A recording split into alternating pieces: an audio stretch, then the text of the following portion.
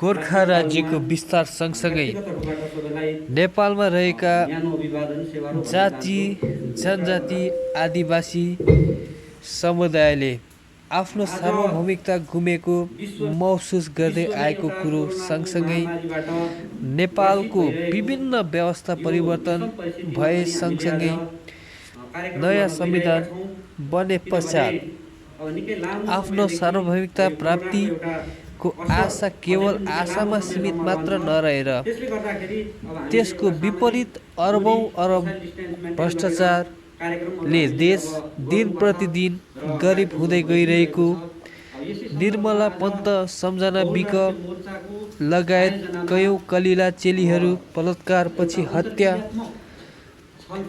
अनि नवराज विक दलित भएकै कारणले उसको नरसंहार, अब सुशासन, समृद्धि र गरिब निमुखा जनताको मुक्तिका लागि एक दलको विकल्प अर्को दल, कुनै एक नेताको विकल्प अर्को नेता नभएर त्यसको विकल्प केवल विचार हो।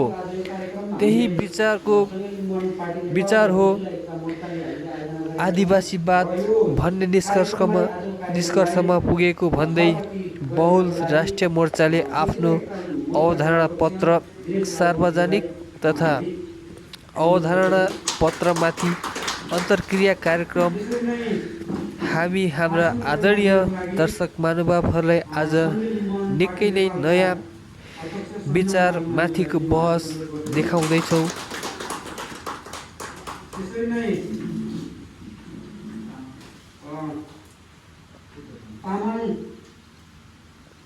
राष्ट्रको तर्फबाट र एउटा विश्लेषक, राजनीतिक विश्लेषक, आदिवासीवादका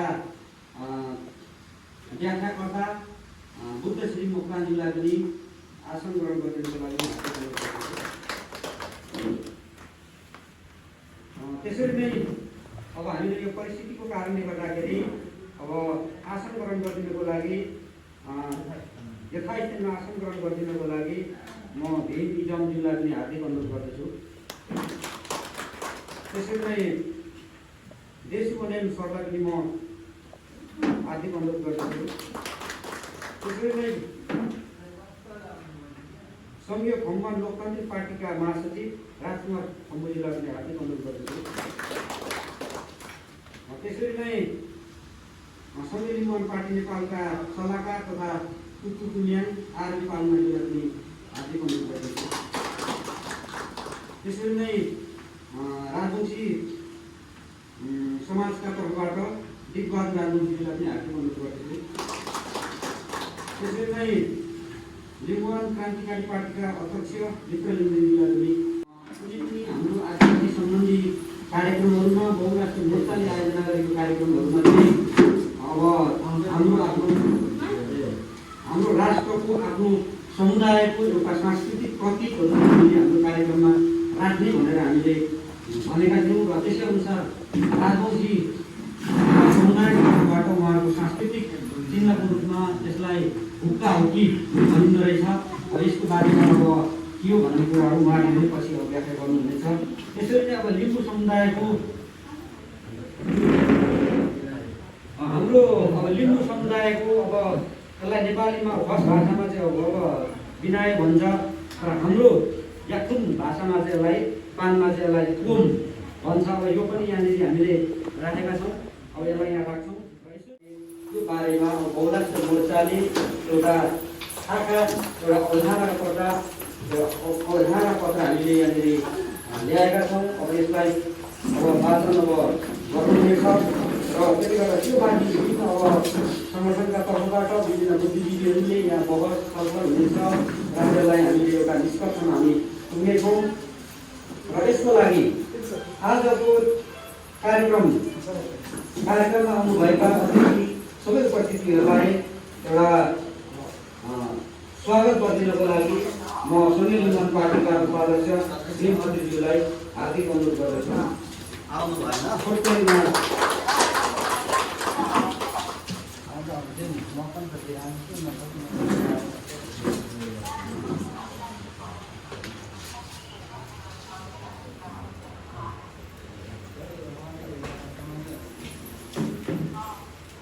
रेटिङ बिना यो बाजा तपाईँ हाम्रो भेट भयो आज।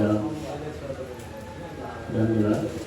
यस कार्यक्रमका अध्यक्षज्यू अनि यो कार्यक्रममा यो बहुराष्ट्रिय मोर्चाको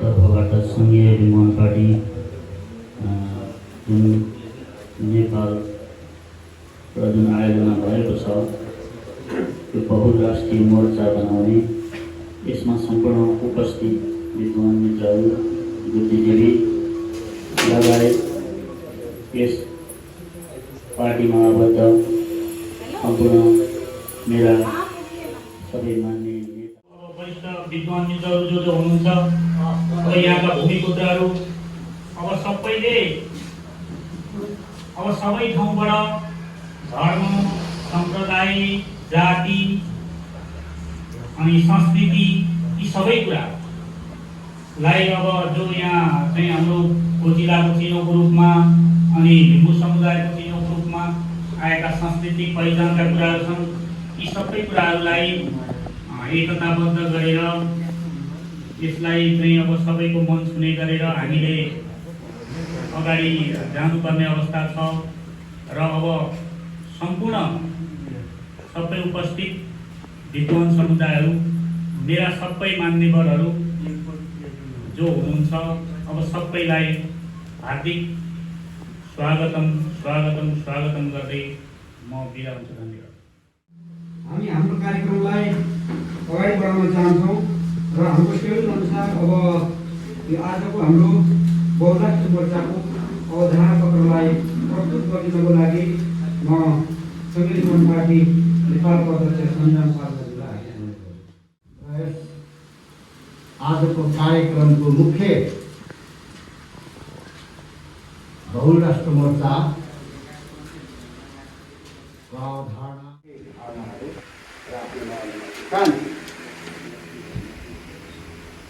नेपालमा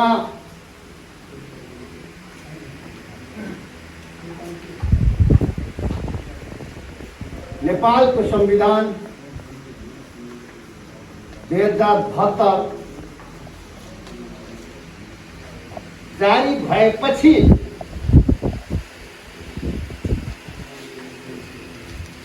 आजको दिनसम्म यो मुलुकमा भएका केही विधारक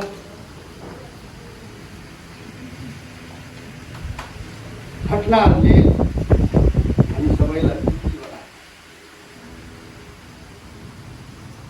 यसमा हामीले ठुलो अपेक्षा गरेको थियौँ, ठुलो आशा गरेको थियौँ। यो देशमा नयाँ संविधान जारी भएपछि अनि यो देशमा एउटा दह्रो सरकार, कसैले हल्लाउन चलाउन नसक्ने अत्याधिक बहुमत पुर्याएको सरकारको हामीले अपेक्षा गरौँ। किनभने स्थिर सरकार बनोस्, त्यसले देश र जनतामा निरन्तर लगनशील भएर काम गर्न सकोस् भनेर हामीले त्यसको अपेक्षा गऱ्यौँ। स्थिर सरकार पनि बन्यो। करिब 2 नजिकको सरकार बन्यो, बलियो सरकार बन्यो। तर सरकार सबैलाई थाहा छ। मैले एउटा एउटा दृश्य देखेँ टेलिभिजनमा। दसैँको मुखमा अब दसैँ लाग्न महिना दिन पनि छैन है। दसैँको एकदम ठ्याक्कै मुखैको बेलामा आफ्नो घर छोडेर आफ्नो आफ्नो परिवार छोडेर, आफ्नो लाला बाला छोडेर विदेश जानेहरूको लामो ताती देख्दा मलाई एकदम नमिठो लाग्यो। उनीहरूको लागि चाड आएन। काठमाडौँमा दुईटै सत्ताको मालिकहरू दसैँको भत्तामा झगडा गर्दै थिए, दसैँको भत्ता बाँड्दै थिए। तर देशको जनताहरू दसैँको मुखमा बाध्य भएर घरमा दसैँमा एक चिज नभएपछि के गर्ने, लामो ताली लाग्ला। सायद यो नेपालको संविधान 2072 जारी भएपछि नै दलितहरूको ठुलो नरसंहार भयो। तपाईँ हामीले देख्यौँ। निर्मला पन्थ बलात्कारपछि हत्या भयो। त्यस्ता धेरै बलात्कारपछि हत्याकाण्ड भयो। भ्रष्टाचारको कुनै सीमा रहेन। आज यो देशमा सायद नेपालको इतिहासमै सबैभन्दा धेरै विदेशी ऋणको भार अहिले पुगेको छ। एकजना विज्ञहरूको भनाइअनुसार एकजना नेपालीको सिटाउकोमा 45,000 रुपियाँ आज विदेशी ऋणको भयो। यो इतिहासमै सबैभन्दा ठुलो विदेशी ऋण आज पुर्याएको छ यो सरकार। भ्रष्टाचारको कुनै सीमा छैन। सरकारी जग्गाहरूको कब्जा गर्नेहरूले आज सत्तामा छन्। यो सबै यो कुरा संविधान जारी हुनुभन्दा अगाडि पनि थियो। यसमा कुनै परिवर्तन आएन। विगतमा जे थियो, जस्तो भ्रष्टाचार थियो, जस्तो दलितमाथिको अन्याय थियो, यहाँको आदिवासी जनजातिहरूमाथिको पहिचानलाई जुन हमला गर्ने, आदिवासी जनजातिहरूमाथिको भाषामाथिको दमन, आदिवासी जनजातिहरूको पहिचानलाई अतिक्रमण गर्ने त्यो विगतमा पनि थियो, आज पनि छ। यहाँ मैले भन्न खोजेको कुरा के हो भने नेपालमा पछिल्लो पटक नेपालको संविधान 2072 जारी भएपछि यता पनि तपाईँ हामी नेपाली जनताले, तपाईँ हामी नेपालीले कुनै पनि परिवर्तनको आभास हामीलाई हुन सकेन। परिवर्तनको कुनै किसिमको महसुस हुन सकेन। आज पनि हामीमाथि उत्पीडन यतिकै छ, दमन यतिकै छ, विभेद यतिकै छ। अझ भन्ने हो भने गाई काटेको नाममा गोली ठोक्ने पहिलो सरकार नै यो अहिलेको दुईटैको सरकार भएको छ। आज आदिवासी जनजातिहरूको पहिचानलाई अतिक्रमण गर्ने नै यो सरकार भएको छ। त्यसकारण हाम्रो निम्ति, यो देशको निम्ति कुनै पनि परिवर्तनको आभास हुन सकेन। किन हुन सकेन? त्यसकारण हाम्रो एउटा बुझाइ के रह्यो भने हाम्रो एउटा टिम छ, म लगायत हाम्रो एउटा सानो टिम छौँ हामीहरू। हामीले लामो समय छलफल गऱ्यौँ त्यसको विषयमा। यो किन हामीले परिवर्तनको आभास हुन सकेन, किन हामीलाई यो भएन भनेर हामीले लामो छलफल गऱ्यौँ, बहस गऱ्यौँ। अब समय नै भन्ने हो भने त अब निकै लामो हामीले बहस छलफल गरेको छौँ र हामी अन्ततगत एउटा निष्कर्षमा पुगेको छौँ। त्यो हाम्रो निष्कर्ष नै आज हामी पहिलो पटक औपचारिक रूपले यसको यहाँ हामी सार्वजनिक गर्ने आइपुगेका छौँ।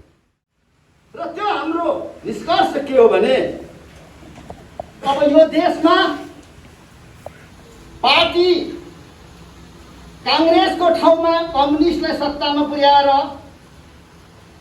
कम्युनिस्टको ठाउँमा काङ्ग्रेसलाई सत्तामा पुर्याएर अथवा केपी ओलीको सट्टा झलनाथ खनाललाई पुर्याएर अथवा माधव नेपाललाई पुर्याएर अथवा कुनै एउटा युवालाई पुर्याएर नेपाली काङ्ग्रेसको शेरबहादुर देउवाको सट्टामा रामचन्द्र पौडेललाई पुर्याएर अथवा युवा नेता गगन थापालाई पुर्याएर अब मुलुकमा आमूल परिवर्तनको आभास हुन सक्दैन।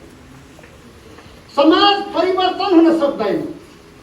त्यसकारण हामी निष्कर्षमा केमा पुग्यौँ भने अबको विकल्प पार्टी र नेता हुन सक्दैन। अबको विकल्प विचारको विकल्प हो भन्ने एउटा निष्कर्षमा पुग्यौँ। त्यो विचार कस्तो हुने हो त, त्यो विचार के हो त भन्ने कुरा नै आज हामी आम जनताको माझमा, आम आदिवासी, आम शोषित उत्पीडित दलित सबैको माझमा त्यो एउटा फरक विकल्पको रूपमा एउटा विचारलाई सबैका सामु पस्किने जमर्को गरेको छौँ। र यो हामीले जुन अगाडि सारेको विचार छ यसमा विशेष गरेर यहाँले धैर्यसँगले सुनिदिनु होला। हाम्रो आदरणीय राजनीतिक शास्त्रकै अध्येता प्राध्यापकज्यूहरू पनि हामीले यसको टिप्पणी गरिदिनु हुन, आफ्नो सुझाव राखिदिनु हुन, तपाईँहरूले देखेको कुरा राखिदिनु हुन भनेर उहाँहरूलाई हामीले आग्रह गरेका छौँ। उहाँहरू आउनुभएको छ। उहाँहरूबाट निश्चित रूपमा यसको राम्रो चिरफार हुनेछ भन्ने हामीले आशा अपेक्षा गरेका छौँ। वाचन गर्न चाहन्छु। पृष्ठभूमि 21औं शताब्दीको युग जातीय, भाषिक, धार्मिक तथा सांस्कृतिक पुनर्जागरण, पुनरुत्थान र पुनर्स्थापनाको युग हो। युरोपको पुनर्जागरण र ज्ञानोदय युगको जगमा स्थापना भएको युरोपको केन्द्रीकृत दर्शन, विचार, सिद्धान्त, ज्ञान, विज्ञान, संस्कृति र संस्थाहरू विश्वका अन्य भागमा जाति, राष्ट्र र समुदायहरूमा सार्वभौम सत्यको रूपमा जबरजस्त लाद्ने कार्य भयो, जसको विरुद्धमा नेपाल लगायत विश्वभरिका आदिवासी लगायतका उत्पीडित जाति, वर्ग, वर्ण, लिङ्ग, क्षेत्र र समुदायका जनताले औपनिवेशिक एवं राष्ट्र मुक्ति आन्दोलन सञ्चालन गरिरहेका छन्। प्रत्येक जाति, राष्ट्र, समुदायको आफ्नो मौलिक भाषा, धर्म, संस्कृति, परम्परा, सिप, कला, ज्ञान लगायतका संस्थाहरू संरक्षण र विकासको लागि अभियान र आन्दोलन चलाइरहेका छन्। विश्वभरि नै हत्या, हिंसा, अन्याय, अत्याचार, उत्पीडन, द्वन्द्व र युद्ध दिन प्रतिदिन बढिरहेको छ। विश्व राजनीतिको केन्द्रीय प्रश्न भनेकै जातीय, वर्गीय, लिङ्गीय, क्षेत्रीय, भाषिक, धार्मिक, सांस्कृतिक पहिचानका समस्याहरू कसरी हल गर्ने भन्ने हो। प्रत्येक प्राकृतिक मानव समुदायहरूलाई स्वशासन र स्वायत्तताको अभ्यास मार्फत सबै प्रकारका औपनिवेशिकताबाट कसरी मुक्ति पाउने, कुन दर्शन, विचार तथा सिद्धान्तद्वारा यी समस्याहरू हल गर्ने भन्ने प्रश्न हो। समाजमा प्रभावी रूपमा रहेको उदारवाद र मार्क्सवादको दार्शनिक नमुना यी सवालहरूमा असफल साबित भइसकेको छ, जसको कारण आज नयाँ वैकल्पिक सामाजिक सिद्धान्तको खाँचो महसुस भइरहेको छ। यसको संश्लेषण र विकास आजको आवश्यकता हो। 20औं शताब्दीको मध्यतिर उदय भएको आदिवासीवाद समाज परिवर्तनको त्यो दार्शनिक नमुना हो, जसले उदारवाद र मार्क्सवादले निर्माण गरेको औपनिवेशीकृत आधुनिक समाजभन्दा भिन्न औपनिवेशिक आधुनिक बहुल राष्ट्रिय नयाँ समाजको परिकल्पना गर्दछ। जुन विश्वभरिका आदिवासी जनजाति लगायतका उत्पीडित जाति वर्ग समुदाय क्षेत्र लिङ्ग जनताले आफ्नो सामाजिक सांस्कृतिक राजनीतिक आर्थिक जातीय भाषिक अधिकारको लागि गरिरहेको राष्ट्रिय मुक्ति आन्दोलनको क्रममा संश्लेषण र विकास गरेको वैकल्पिक तथा प्रतिस्पर्धी दर्शन तथा विचार हो। आदिवासीवाद, बहुल राष्ट्रवाद, बहुल राष्ट्रिय लोकतन्त्र र सामुदायिक समाजवादको विचार तथा सिद्धान्तद्वारा वर्तमान औपनिवेशिक शोषण दमन असमानतामा आधारित समाजको आमूल रूपान्तरण गरी समतामूलक नयाँ बहुल राष्ट्रिय समाज निर्माण गरिनेछ। पुँजीवादी युगको प्रारम्भसँगै विभिन्न प्राकृतिक मानव जाति सांस्कृतिक समुदायको अस्तित्वमा रहेका राज्यहरू जबरजस्त हरण गर्ने प्रक्रियाको सुरुवात भयो। नेपालमा पनि विगत 250 वर्ष अघि राज्य एकीकरणको नाममा विभिन्न जातीय सांस्कृतिक समुदायको अस्तित्वमा रहेका राज्यहरू स्थापित गरी पृथ्वीनारायण शाहले औपनिवेशिक शासन सत्ताको स्थापना गरे। एक जाति, भाषा, धर्म, संस्कृति जबरजस्त अन्य बहुसंख्यक समुदायहरूमाथि थोपार्ने काम मात्र गरेनन्, नेपालमा खस आर्य हिन्दू एकल राष्ट्र राज्य स्थापना गर्न सफल भए। विभिन्न भाषा, धर्म, संस्कृतिहरूलाई एउटै भाषा, धर्म र संस्कृतिमा विलयीकरण गराउने प्रक्रियासँगै नेपालका आदिवासी जनजाति, मधेसी, अल्पसंख्यक, दलित तथा सीमान्तकृत जातिहरूको पहिचान र अधिकार समाप्त गरियो। राज्यको हरेक निकायमा उच्च आर्य हिन्दू जातिको एकल वर्चस्व कायम गरियो भने अन्य बहुसंख्यक जातिहरूलाई विस्थापित र बहिष्करण पार्ने काम भयो। देशको यस्तो राजनीतिक, आर्थिक तथा सामाजिक अवस्थाबाट मुक्ति पाउन जनताले पटक पटक राजनीतिक विद्रोह तथा सङ्घर्ष गरे। 2046 सालको जनआन्दोलन, 10 वर्षे माओवादी सशस्त्र युद्ध, 2062-63 को जनआन्दोलन, लिम्बुवान, मधेस, थारूहट, मगरा, तमुवान, फम्बुवान, तामाङ, सालिङ, कोचिला, नेवा, दलित, मुस्लिम, आदिवासी जनजाति लगायतका पहिचान पक्षहरूको राजनीतिक आन्दोलनहरू भयो। तर नेपाली समाजको आधारभूत चरित्रमा कुनै परिवर्तन हुन सकेन। नेपाली समाजको चरित्र बहुल राष्ट्र, बहुल राष्ट्रिय राज्य भए तापनि नेपालको कुनै पनि संविधानले यसलाई सम्बोधन गर्न सकेन। जनताको लामो त्याग र बलिदानबाट बनेको नेपालको संविधान 2072ले पनि नेपाली समाजको एकात्मक औपनिवेशिक एक हिन्दू सांस्कृतिक एकल राष्ट्रिय राज्यको चरित्रमा आधारभूत परिवर्तन गर्न सकेन। बरु त्यसलाई निरन्तरता दिने काम गर्यो।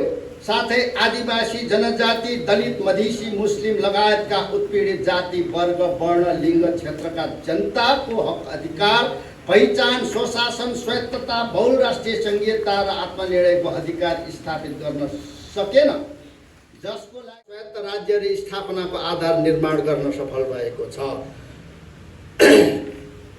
नेपाली समाज व्यवस्था रूपान्तरणका विचार तथा सिद्धान्तहरू। इन्डिजिनिजम एक विचार पद्धति हो जसले समाज र विश्व ब्रह्माण्डलाई उदारवादी र मार्क्सवादीहरूभन्दा भिन्नै प्रकारले व्याख्या विश्लेषण गर्ने दृष्टिकोण प्रदान गर्दछ। आदिवासीवाद औपनिवेशिकताको विरुद्ध विगत लामो समयदेखि आदिवासी लगायतका उत्पीडित जाति एवं समुदायले प्रतिरोधात्मक आन्दोलनको क्रममा संश्लेषण गरेको प्रतिस्पर्धात्मक दार्शनिक नमुना हो। यो जातिवाद, लिङ्गीयवाद, पुँजीवाद, ग्लोबलाइजेसन, आधुनिकता, औपनिवेशिकता, यसले साम्राज्यवाद र राज्यवाद विरुद्धको विचार, दर्शन र आन्दोलन हो। यसले सामुदायिकतामा विश्वास गर्दछ। प्राकृतिक सांस्कृतिक मानव समुदायलाई समाजको आधारभूत राजनीतिक इकाइ मान्दछ। प्रत्येक साना ठुला प्राकृतिक मानव समुदायहरू स्वतन्त्र, स्वाधीन र सार्वभौम हुन्छन् भन्ने मान्यता राख्दछ। उपनिवेशवादीहरूले राज्य नामक कृत्रिम संस्था खडा गरी ती समुदायहरूमाथि आर्थिक, सांस्कृतिक, धार्मिक, राजनीतिक र ज्ञान मीमांसीय रूपमा शोषण, उत्पीडन, विभेद र औपनिवेशिकता लाद्ने काम गरेको यसको ठहर छ।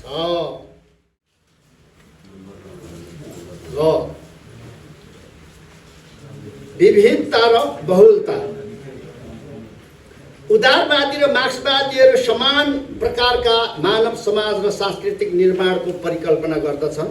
एकै प्रकारको पहिचान र संस्कृति भएको समाज मात्र विकास र प्रगति सहज हुन्छ भन्ने मान्यता राख्दछ। यो विकार भएपछि विकास हो, यो प्रगति सहज हुन्छ भन्ने मान्यता राख्दछ। सांस्कृतिक विविधता र बहुलतालाई समस्या र जटिलताको रूपमा हेर्ने गर्दछ। तर यसको विपरीत आदिवासीवादले प्रत्येक प्राकृतिक मानव समुदायको आफ्नो सांस्कृतिक ज्ञान, कला, विश्व दृष्टिकोणको सहितको स्वतन्त्र पहिचान भएको नयाँ समाजको परिकल्पना गर्दछ। विविधता र बहुलतामा जोड दिन्छ।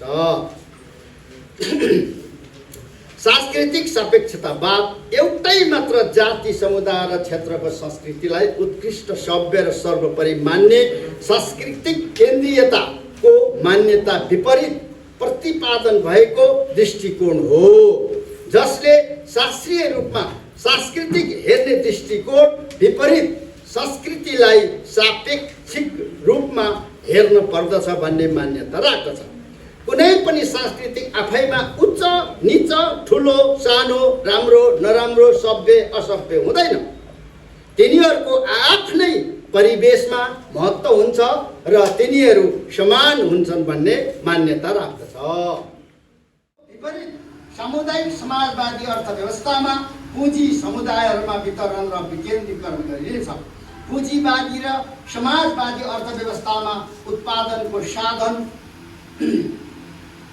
साधन क्रमशः व्यक्ति र राज्यको स्वामित्व हुन्छ भने सामुदायिक समाजवादी अर्थव्यवस्थामा उत्पादनका साधन तथा वितरणमा समुदायको स्वामित्व तथा नियन्त्रण कायम रहनेछ। विकास र योजना निर्माण गर्दा प्रकृति एवं संस्कृति मैत्री स्थानीय समुदायको सापेक्षतामा निर्माण र परिचालन गरिनेछ। औपनिवेशीकरण भएका आदिवासी लगायतका राष्ट्रहरूको परम्परागत मौलिक आर्थिक प्रणालीहरूको समय सापेक्ष पुनर्स्थापना गरिनेछ। सामुदायिक सहकारीको स्थापना गरी पुँजीको केन्द्रीकरण र बजारको एकाधिकारको अन्त्य गरिनेछ। प्रकृति मैत्री अर्थतन्त्रको विकास गरिनेछ। स्थानीय ज्ञान, सिप, कला, संस्कृति, प्रविधि, उद्योग तथा उत्पादनलाई प्राथमिकता दिने र बाहिरीय उत्पादन एवं उद्योगलाई हतोत्साहित गरिनेछ। ठुला उद्योगहरूले एकाधिकार सम्पत्तिको केन्द्रीकरण गरी चरम आर्थिक असमानता र अन्ततः औपनिवेशिकता सिर्जना गर्दछ। तसर्थ ठुला उद्योग एवं उत्पादनहरूको अन्त्य गरी ससाना समुदाय सापेक्षिक केन्द्रित उद्योग एवं आर्थिक संस्थाहरू स्थापना गरिनेछ। यस प्रकारको आर्थिक व्यवस्थाले मात्र समुदायसँग आफ्नो सम्पूर्ण आवश्यकताहरू पुरा गर्ने र रक्षा गर्ने साधनहरू विद्यमान हुनेछन्। प्रत्येक समुदायहरू आत्मनिर्भर, स्वावलम्बी र स्वाधीन हुन्छन्। राज्यको नयाँ संरचना बहुल राष्ट्रिय परिषद 250 वर्षदेखिको हिन्दू एकात्मक औपनिवेशिक राज्य सत्ता र त्यसले उत्पन्न गरेको सबै प्रकारका विभेद, उत्पीडन र असमानता अन्त्य गर्न राज्यको नयाँ संरचना बहुल राष्ट्रिय राज्य नेपाल स्थापना गर्नुपर्दछ। यसको लागि राज्यको हरेक निकाय र तह पुनः संरक्षित गरी नयाँ संरचना निर्माण गर्न अपरिहार्य छ। अत राज्यको मुख्य अङ्गहरू राज्यको शासकीय स्वरूप, प्रशासनिक स्वरूप र सुरक्षा निकायहरू आमूल रूपमा पुनर्संरचित गर्नुपर्दछ। राज्यको पुनर्संरचना गर्दा नेपाली समाजको ऐतिहासिकता, समाजको भूसामाजिक यथार्थता, जनचाहना, आवश्यकता, विभिन्न जातीय समुदायहरूको मागहरू र राज्यले गरेका उत्पीडन र विभेदलाई केन्द्रबिन्दु बनाउनु पर्दछ। त्यसबाट मात्र वास्तविक रूपमा राज्यको पुनर्संरचना हुनेछ। नेपाली समाजको मुख्य अन्तर्विरोध भनेको जातीय अन्तर्विरोध हो। यसको मुख्य कारण सुरुवात भनेको 250 वर्ष अघि नेपालले आफ्नै ऐतिहासिक पृष्ठभूमि बोकेका जातीय राज्यहरूलाई जबरजस्त गरिएको जबरजस्त गरिएको औपनिवेशीकरण हो। राज्य पुनर्संरचनाको ध्येय र आवश्यकता भनेको राज्यले ऐतिहासिक रूपमा गर्दै आएको सबै प्रकारका जातीय, भाषिक, धार्मिक, सांस्कृतिक, सामाजिक, वर्गीय, लिङ्गीय, क्षेत्रीय